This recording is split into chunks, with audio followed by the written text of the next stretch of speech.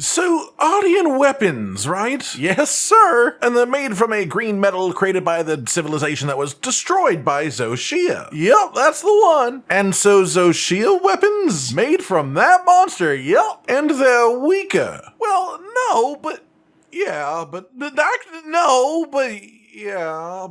Ladies, gentlemen, and monsters of all ages, we recently had the release of Title Update 1 for Monster Hunter Wilds, and with this came new monsters and new equipment, including new weapons, and of course one of the big questions right out of the gate is how good are the new weapons that we've gotten?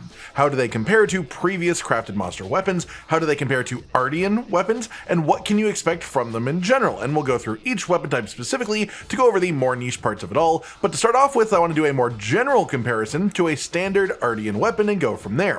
For most melee weapon types, the standard best reinforcements are 4 attack, 1 sharpness boost, or 3 attack and 2 sharpness boost. So an ideal Artian weapon, being 4 attack reinforcements on an Artian weapon made with attack parts, would be 225 raw attack, 5% base affinity, and 3 empty 3 slots. Then the status or element of your choice while making it. To calculate the effective raw, we take the attack, multiply it by the average gain of affinity. The weapon has 5% base affinity, and a critical hit at base is 25% increase to your damage, so a 5% chance at a 25% increase is an overall average 1.25% increase to your damage. We then multiply this number by 1.32 for the white sharpness modifier, up to 300.7 effective raw. In comparison, a Zoh Shia weapon is 220 attack, 5% base affinity, some dragon element on it, a 3 slot, 2 slot, and a 1 slot, and then white sharpness. Then the Whiteflame Torrent skill. For a basic effective raw, let's do the same thing and it will end up at 294 effective raw, so just under 7 less at this stage. But this is when you have to start considering the value of the weapon skill and the value of the decoration slots difference. Depending on your weapon type, the decorations that you would lose from having to use these slots instead of triple 3 slots on an Artian weapon is either crit boost 2, sharpness management, or for some weapons it may even be a proper weapon tax skill, or like crit boost 3 even if you have too many required skills for your weapon to function, which is why we'll be talking about the weapons specifically later in their own section. But for now, let's say that you're losing a crit boost 2 deco, as that's the most average sort of loss, and I think it's the least problematic loss too. Full crit boost means that your critical hits deal 40% increased damage. In comparison, crit boost 3 is only a 34% increase to your damage on crits. This means if you have 100% affinity, so all of your hits are critical, you would be losing about 4.3% damage overall from dropping crit boost 2. If you have less than 100% affinity, or if you only have 100% affinity sometimes because it's due to conditional skills, then you'd be losing less than 4.3% damage from the loss of this decoration.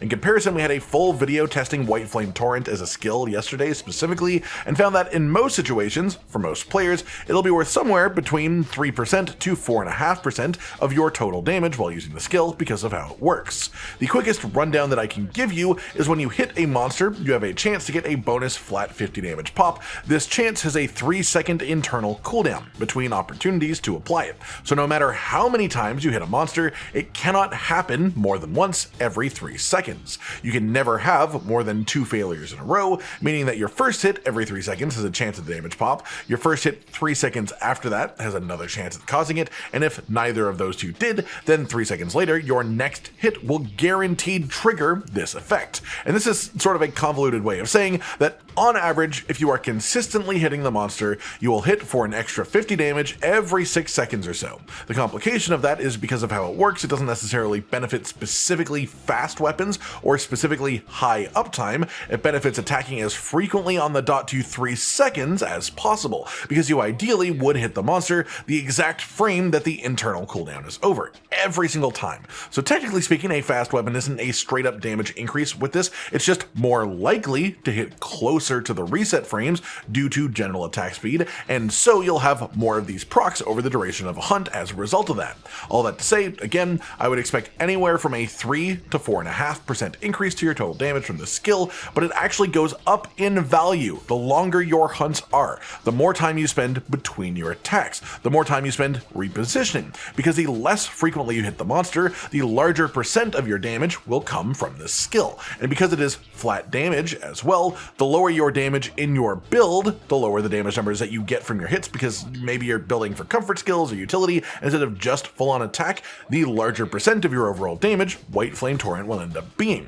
Where it currently sits, I'd say it's good enough for most players, but where it really shines is in builds that aren't already full of attack skills, because it doesn't scale with your attack, it doesn't scale with element, it doesn't scale with crits, it's its entirely own damage number. So the more utility you have, the more damage you will get from the skill, relatively speaking. All that to say, let's increase the Artian weapon effective raw by 4.3% for that 2 ranks of crit boost. And then comparatively, let's also increase the Zoh Shia weapon effective raw by 3% for the low end of the skill's value, up to 4.5% for the high end, which is why we've got 2 numbers here. With this comparison, you can see that a low end of RNG and value from Whiteflame Torrent, when factored into the offensive potential of Zoh Shia weapons in general, is about 3.5% less damage than a perfectly rolled Artian weapon with crit boost 2 in that final slot, whereas a high uptime, faster attacking weapon high end of Whiteflame Torrent's value is around a 2% damage loss over a perfectly rolled Artian weapon, which is very marginal. The point here is to say, on the whole in general, a 100% perfect Artian weapon is only slightly better than a Zoh Shia weapon in an optimal damage build, but the margin is small enough to say if you just want to look at something other than green metal, you're not losing much by swapping to these weapons. In fact, for any weapon that would normally only get 3 attack boost reinforcements, so instead of 225 attack you'd be at 220 attack, 5% base affinity, and white sharpness, it would be pretty much exactly identical to the Zoh Shia weapons until you get to the slot and skill discussion, and when plugging in those same numbers to the earlier comparison, a 4 out of 5 correctly rolled Artian weapon is essentially equal to most Zoh Shia weapons. So especially if you are someone who doesn't even have a 5 out of 5 perfectly reinforced Artian weapon, you can absolutely justify using a Zoh Shia weapon, at least depending a little bit on your specific weapon type, which we'll go through in a moment, but it's also worth mentioning, of course, that using a Zoh Shia weapon locks you off of statuses or any element that isn't dragon, so this is mostly considering it and comparing it in situations where raw damage is your main focus, because obviously paralysis and blast have their own sort of utility. Moving on to specific weapons then, for greatsword with 3 slots, you are generally going to run crit boost 3, focus 3 with some sort of bonus skill, and then either crit boost 2 to finish it off, or offensive guard if you're trying to work in that cheeky attack boost. In the world that you're playing around offensive guard, it's definitely not better to go Zoh Shia, but if you are someone who was at running a crit boost 2 in that slot, it's at least a consideration.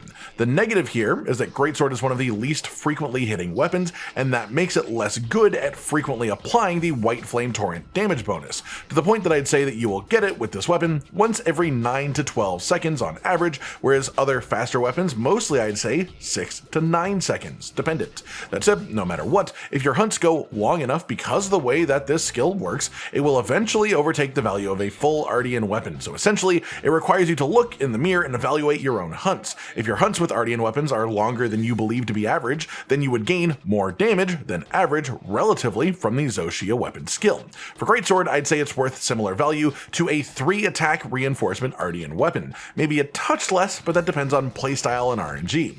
Moving on to longsword, and generally at least for a more raw focused Artian setup, longswords are running crit boost 3, crit boost 2, and some form of sharpness management decoration. This means for this weapon you'd probably be losing crit boost 2, and you are replacing it with Whiteflame Torrent. This sticks quite generically to our earlier considerations, as it is a fast and consistent attacking weapon with no particularly notable attacks that seem to not trigger the effect, so I would say that this is a clear equivalent to a 3 attack reinforcement Artian weapon. Sword and Shield, this gets a little bit more complex, because Sword and Shield generally runs crit boost 3, offensive guard 3, and then either sharpness management or crit boost 2, depending. You can get crit boost 3 and offensive guard on Zoh Shia, Sword and Shield, but I find the sharpness is a little bit less than comfortable if you do that. Not unplayable, but I do find that I have to sharpen during the fight occasionally, which isn't ideal.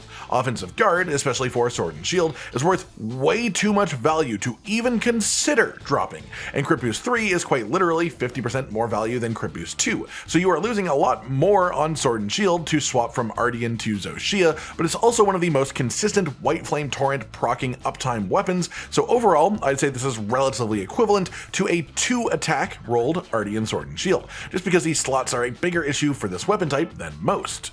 Dual blades, the common Artian decoration choices, are crit boost 3, some form of sharpness management, and then either crit boost 2 or power prolonger with a bonus skill depending on your playstyle.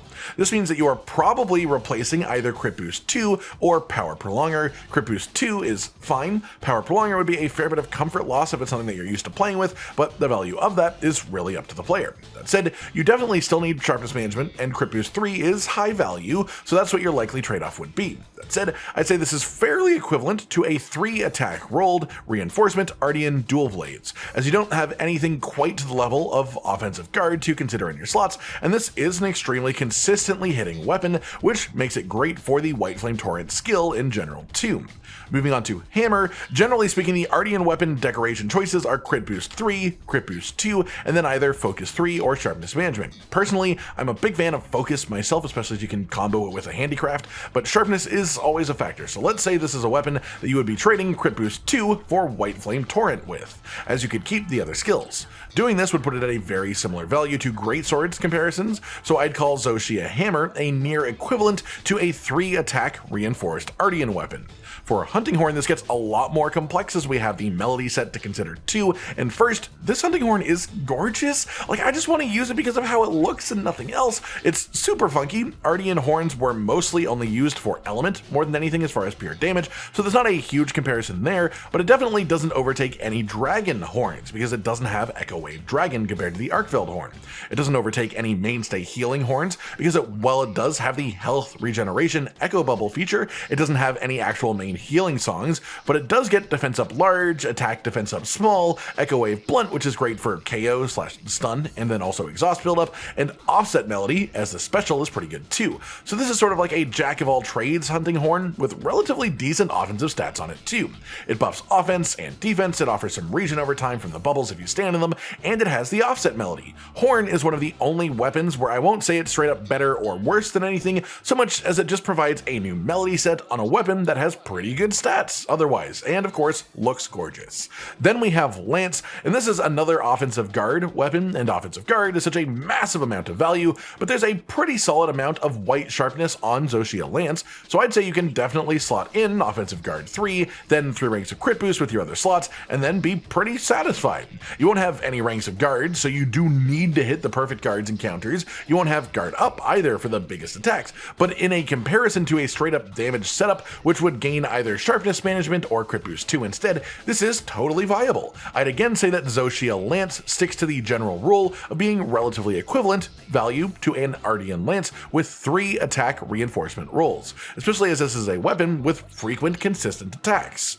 Then we have Gunlance, where things get funky as the best Gunlances aren't even Artian weapons, and specifically we are mostly going to be comparing to the Quematrice Gunlance as the otherwise best normal type Gunlance, and the Guardian Arkveld Gunlance as just the generally best Gunlance. As far as Quematrice, outside of the element change from fire to dragon, this is a straight up offensive gain to go to Zoh Shia. You lose 3 ranks of guard, but I find guard not overly necessary for Gunlance because of the perfect guard reload interaction, and you gain Whiteflame Torrent in exchange. That said, the shelling with Gunlance doesn't trigger Whiteflame Torrent, only weapon hits, so you will probably have the lowest activation rate, barring maybe Greatsword, depending on the specific combo that your build and playstyle works around. If it involves weapon hits at least semi-frequently, if you aren't just a full shelling focus, then this is just a pure damage increase over Quematrice at the cost of a bit of comfort and utility. As for the Guardian Arkveld comparison, the Zoh Shia Gunlance will be best played with more of a full burst combo playstyle, focusing on unloading your full pile of shells as frequently and consistently as you can, whereas Guardian Arkveld Gunlance can play any of the most efficient Gunlance combos and be relatively as successful, but is usually worked around the Wormstake Full Blast. That said, in general, going for a burst fire style of gameplay with melee hits involved, this should outdo Guardian Arkveld Gunlance for that specific combo, but it will be relatively equivalent if you play the strongest combos of both weapons, and it will depend mostly on your preference of playstyle. In other words, I can't say one is really directly better than the other, but it is more than valuable if you do like the Zoh Shia Gunlance. After that is Switch Axe, and this is surprisingly standard for a weapon that often isn't. Generally speaking, Artian Switch Axe would run Crit Boost 3, Power Prolonger 3, and then either Sharpness Management or the remaining Crit Boost 2. Sharpness is actually more than fine on the Zoh Shia Switch Axe, so you're essentially saying Crit Boost 2 or Whiteflame Torrent, which we went over the math for earlier. That said, the sort of meta playstyle for Switch Axe is spamming full release slash as often as possible, which means a lot of not hitting the monster time, and likely this weapon will see less procs from Whiteflame Torrent than most weapons will as a result. It's definitely still good, especially if you don't just exclusively use full release slash, but I'd say this is one of the lower proc rate weapon potentials. As a result, I'd say it's most equivalent to a 2 attack reinforcement Artian weapon, but still totally usable. And again, it gets better the longer your hunts are, or the less optimized for pure damage the rest of your build is too. Then we have Charge Blade, and this is one of the best ones for taking advantage of Whiteflame Torrent because it can trigger from the Savage Axe mode bonus ticks, which means that you actually have a decently high chance of hitting the monster and triggering the bonus very close to the internal cooldown rate, as Savage Axe tick frequency is incredibly high. As well, based on normal Charge Blade decoration choices and an Artian weapon, you'd probably be exchanging Crit Boost 2 for Whiteflame Torrent, as the sharpness on the Charge Blade is quite meaty. Overall, with these considerations, Zoh Shia Charge Blade is pretty equivalent to a 3 attack reinforcement Artian weapon for most players. Moving on to Insect Glaive, most common Artian weapon setups use Crit Boost 3, Crit Boost 2, and some sort of sharpness management, and Insect Glaive is a very interesting weapon type here because I'd argue it's at the perfect point of white sharpness for the Zoh Shia for an Insect Glaive, where you might want more sharpness or maybe not, depending on how you play, the combos you prefer, and if you choose to run this using sharpness management in some of the slots, it'll end up being relatively equivalent to our earlier entries, probably right around the equal to a 3 attack reinforcement Artian Insect Glaive. But because it is on that edge, if you find it comfortable to not use sharpness management on the Zoh Shia Insect Glaive, you can run Crit Boost 5 within this across the slots and still have 1 extra decoration slot for something tiny to add on top too, like an attack boost 1. And if you do that, it's actually only very slightly less value than a 4 attack reinforcement Artian Insect Glaive, which makes it very much top tier, especially for this weapon, especially as Insect Glaive attacks frequently enough to keep constant procs on the Whiteflame Torrent effect. Then we get to bowguns, which are funky as they have ammo considerations as well. Zoh Shia Light Bowgun is built a bit for spread ammo, which no one really wants to use, sticky ammo, which isn't a great spot in Wilds, and then it's okay at fire ammo, thunder ammo, and dragon ammo, but generally not better at any of those than their Artian elemental equivalents, especially as on Artian weapons you would roll for capacity boost as a reinforcement and get larger ammo capacity per reload than any of the base ammo types have on this except for spread. So essentially if you want to use spread, then the light bowgun's a maybe, but no one is really trying to use spread light bowgun right now. For heavy bowgun, it's pretty much cluster bomb focus, then fire ammo, thunder ammo, and some dragon ammo like the light bowgun, but lower capacity and damage than you can reach with an Artian heavy bowgun. So again, this is just sort of worse, especially as the only place that this maybe shines is against anything that swaps between being fire weak and thunder weak, but you could deal with that way better by just having a fire Artian bowgun and a thunder Artian bowgun and then swapping between them. So for both bowguns, I'd say that these Zoh Shia weapons aren't great. Then finally we have the bow, and before we even make the regular comparisons, the Zoh Shia bow can only have power and poison coating, so no close range coating, which immediately makes it 10% lower damage potential than the current best bows. On top of that, bows have very specifically important use of their decoration slots normally, so you lose a lot more from the socket drop loss down from Artian. As well, while Whiteflame Torrent can trigger off of most attacks, it doesn't work with Thousand Dragons, Arc Shot, or specifically Dragon Piercer, which is actually pretty often used for bow, or at least it was used a lot before the update. That said, Guardian Deshagama bow is better for pure raw, then water and fire Artian, which can get close range coating, are better for anything that is water or fire weak at all, and this bow is usable, the Zoh Shia bow. It's not like absolute trash by any means, but it's definitely not a meta contender as it currently stands. Outside of that, I should also quickly go over the Mizutsune weapons. These aren't great in general. For the most part, their actual weapon skill doesn't give you a whole lot. It gives you at maximum 30% affinity if you have minor bubble blight and also are wet, which is something that you can only really be consistently in the Scarlet Forest. It's harder to do in other maps. So let's say that generally speaking, this will give you 20% affinity, and only if you're running 4 set Mizutsune armor, because you need to run 4 set to have the set bonus active, which means you need to run the 4 set armor to have the weapon skill active properly. So because of that, this is pretty much just blown out of the water immediately by most of the other ways of playing the game. The Mizutsune weapons aren't good unless you make an entire playstyle around them, which uses worse armor than standard builds, so I just don't recommend them if you're looking for damage. Of course, use them if you like them, but if you're looking for effectiveness, Mizutsune weapons are not where it's at. That pretty much does it for today then, everyone. A deeper comparison, mostly between Zoh Shia weapons and Artian weapons, or whatever the top weapon was for your weapon type before Title Update 1. I played all of the weapons myself, of course, some more than others, so hopefully my understanding is enough to properly represent represent each weapon, but of course, if any mains of those weapon types see any flaws in my logic, feel free to let me know in the comments down below. Overall, these Zoh Shia weapons are generally competitive with Artian weapons, even being better than most rolls that you can get on Artian weapons unless you get them perfect, just not quite overtaking those perfect ones as a result. So if you like Zoh Shia weapons, use Zoh Shia weapons. It's pretty much as simple as that. Like if you liked the video, subscribe and hit the notification bell for more, and most importantly, ladies and gentlemen, until next time, stay sweet. Josh, Cotton, and Hollow with the videos, dropping the humor like a hammer on your tippy toes, bringing entertainment on a daily arrangement to take our insanity and turn it into entertainment. Yes, I said entertainment twice, to reiterate that it is nice to look into your faces on a mostly daily basis when you let us in your homes to make the whole world a stage. Goodbye.